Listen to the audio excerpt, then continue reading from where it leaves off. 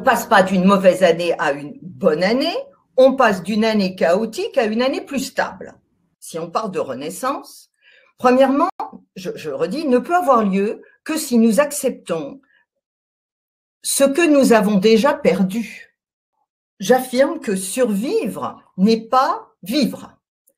L'essence de mon travail est de nous caler sur ce qui, dans nos journées, dans nos professions, dans notre environnement amical, familial, nous permet d'être au meilleur de notre forme, le plus en phase avec qui nous sommes. On a tous, du plomb dans la carlingue. Ce qui définit l'accomplissement, pour moi, c'est la capacité de mobiliser en nous les forces vives nous permettant de rebondir après un obstacle. Hein. L'obstacle, la difficulté, passer l'effet de sidération, et certaines douleurs, on les a à jamais, surtout quand on perd un être cher mais passer l'effet de sidération est avoir comme une opportunité de repositionnement. Notre prospérité dépend de notre santé. Notre santé dépend de notre vitalité. Notre vitalité dépend de ce que chacune, nous sommes capables de faire chaque jour pour ce qui nous remplit. Une société qui vit, et c'est vers ça que l'on va avec le terreau nouveau de l'année 2021, c'est une société dans laquelle c'est le cumul de l'expression individuelle de talents multiples. Un cycle, à quoi sert un cycle? Ça sert à évoluer de façon négantropique, c'est-à-dire de façon harmonieuse. Je vais vous expliquer, parce que c'est pas un cycle, c'est pas l'éternel retour au même. C'est un éternel retour, mais à chaque fois, on fait des progrès. On considère que le fait de vivre, ce n'est pas aller vers son futur, c'est recevoir l'information de son futur.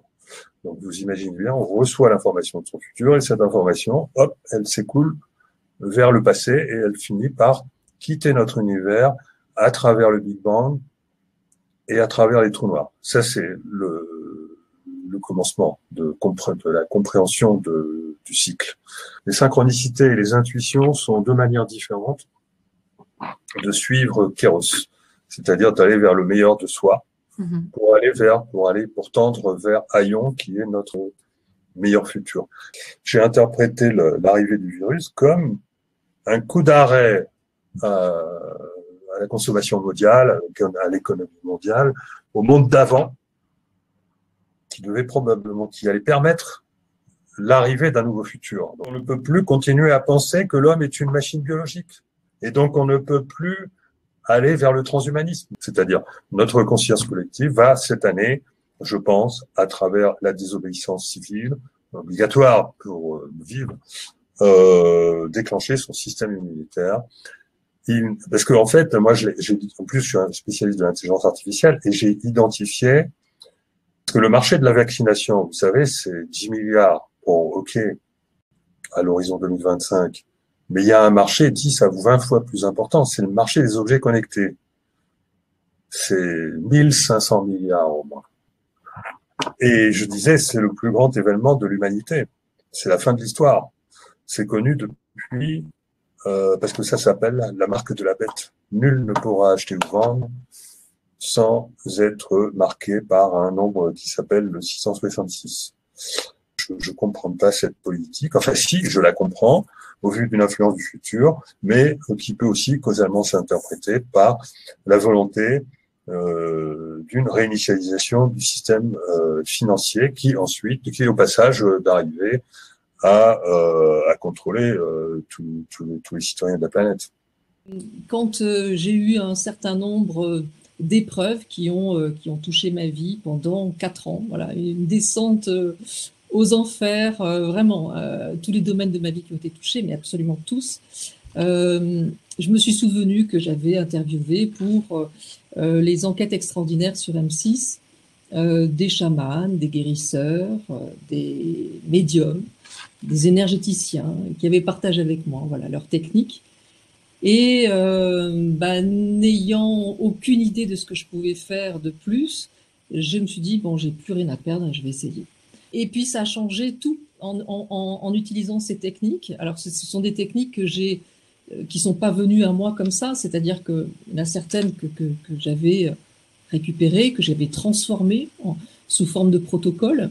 Et puis, il y en a d'autres qui sont venues petit à petit, au bout de 1 an, 2 ans, 3 ans. Donc, la clé de votre énergie dont tu parlais, Estelle, eh bien, c'est quasiment 10 ans de ma vie, c'est 9 ans dans lequel voilà, je partage tout ce qui m'a permis à la fois de me reconstruire, de ne plus perdre d'énergie, et en même temps de me libérer émotionnellement de fardeaux, enfin, on va dire, d'épreuves familiales qui ne m'appartenaient pas. Si on est constitué à 99% d'énergie et d'information, on peut imaginer que n'importe quel choc, n'importe quelle épreuve peut être à même de justement altérer cette énergie qui nous constitue. Ce qui m'a rassurée, c'est que les psychiatres parlent de vampirisation inconsciente. Donc, énergéticien, corps médical, finalement, disent exactement la même chose, mais avec des mots différents. J'ai toujours eu beaucoup d'énergie. Mais l'énergie que j'ai aujourd'hui, elle est pas comparable. Ces protocoles, c'est quoi? Ce sont des mots, donc de l'information, qui sont dits avec une certaine intention, donc de l'énergie. Information, énergie, ça touche 99% de ce qui me constitue. Donc c'est pour ça que ça marche.